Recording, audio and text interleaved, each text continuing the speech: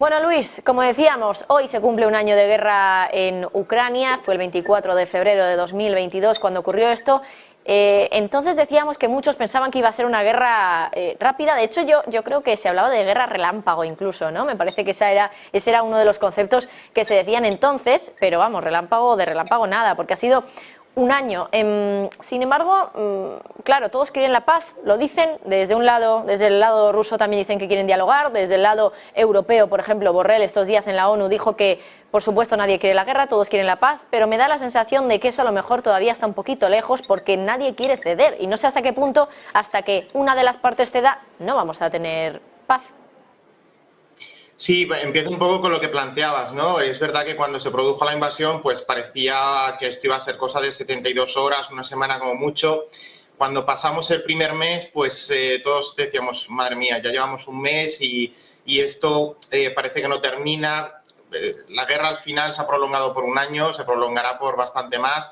Precisamente yo creo que en parte, por lo menos es mi humilde opinión, el que la guerra esté durando tanto, y no quiero que se entienda en el mal sentido, es parte, consecuencia de la bravura del pueblo ucraniano. Es decir, yo creo que Putin se equivocó al minusvalorar primero al presidente Zelensky y después al conjunto del pueblo ucraniano de cómo este pueblo está resistiendo la invasión de su país y cómo está resistiendo a pesar de las dificultades, y por lo menos eso a mí pues me parece digno de tener en cuenta o por lo menos de mencionarlo, ¿no? En relación a la paz, bueno, pues obviamente mediáticamente nadie compra un discurso que insista en la necesidad de avanzar en la guerra, de continuar una guerra. Es decir, el discurso bélico no vende, mediáticamente hablando y políticamente menos.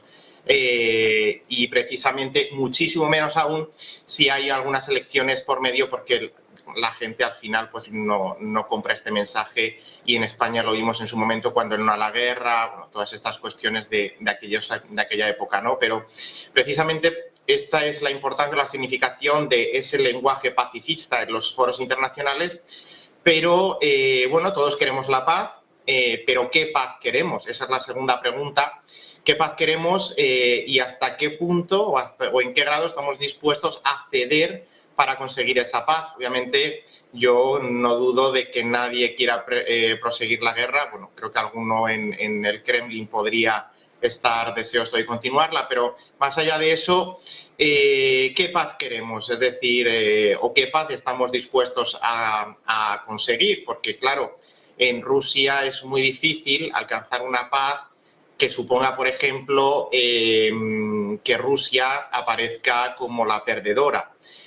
Ucrania es muy difícil que apueste por una paz que suponga cesión de territorios al final de unas fronteras reconocidas desde hace 30 años cuando colapsó la Unión Soviética.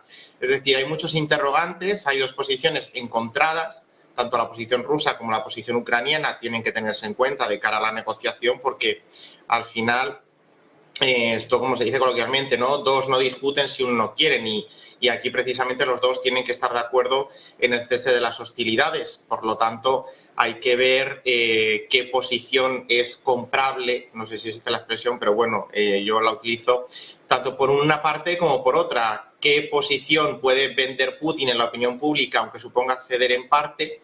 Y qué posibilidades hay de que Zelensky pueda hacer lo mismo en Ucrania. Así que es verdad, en una negociación, precisamente por eso es una negociación, porque nadie pierde del todo y nadie gana del todo. Es decir, es un, entre comillas, win to win, pero siempre en algo se va a perder para que se pueda ganar en todo lo demás. ¿En qué se cede? Pues es el gran escollo que tenemos y que precisamente tiene que ver con el estatus territorial.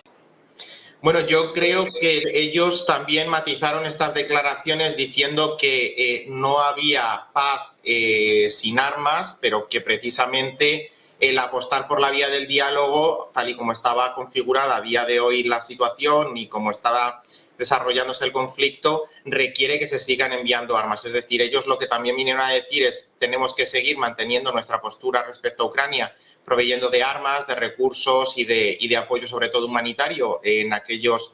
Hay que recordar que, según las estadísticas, unos 9 millones de personas han cruzado las fronteras de la Unión Europea desde Ucrania, con lo cual eso también, el esfuerzo que estamos haciendo los Estados miembros, sí que es verdad que Polonia y los Bálticos lo están haciendo mucho más por la cercanía geográfica, pero bueno, todo eso debe seguir, o por lo menos es lo que Stoltenberg y Borrell, creo que también la presidenta de la Comisión ha ido por esta línea, pero eso no excluye que se pueda dialogar. De hecho, se ha dialogado con Turquía como mediadora a lo largo de estos meses, se han conseguido acuerdos como ese que facilitaba la exportación de grano desde Ucrania. Precisamente es uno de los puntos también que menciona el acuerdo chino, ¿no? El facilitar o el garantizar el suministro de alimentos para evitar crisis humanitarias en regiones mucho más sensibles y más vulnerables a estas cuestiones. Pero en relación a la provisión de armas, yo, tal y como lo expresaron, creo que bueno, pues Europa y Estados Unidos deben de seguir, porque tampoco pueden ahora dejar en la estacada a Ucrania después de un año, porque precisamente si Ucrania, lo decía al principio, ¿no? Es verdad que Ucrania, mucho del mérito de que la guerra no haya sido esa guerra relámpago y que Ucrania se hubiera desmoronado en 3 días, se debe a la bravura del pueblo ucraniano, por supuesto que sí, pero también en los recursos que la OTAN, no la OTAN como tal, sino los estados OTAN han estado suministrando a Ucrania en cuanto a armamento, ayuda económica, apoyo moral, visitas de los líderes a Kiev, visitas de Zelensky a las capitales europeas. Es decir, todo esto supone también, en la práctica, ha sido balones de oxígeno que han permitido a Ucrania sostener este conflicto, con lo cual eso yo creo que hay que tener esa variable presente de que el continuar con esa defensa del territorio ucraniano no excluye, y por supuesto creo que no debería excluir, la posibilidad de la mediación, del diálogo y de la intermediación de todas aquellas partes que se quieran ofrecer. Creo que hasta incluso el Vaticano llegó a ofrecerse como mediador, y creo que hasta el propio Papa dijo que estaba dispuesto a viajar tanto a Kiev como a Moscú, si con eso servía como puente de alguna manera para la consecución o la facilitación de un acuerdo.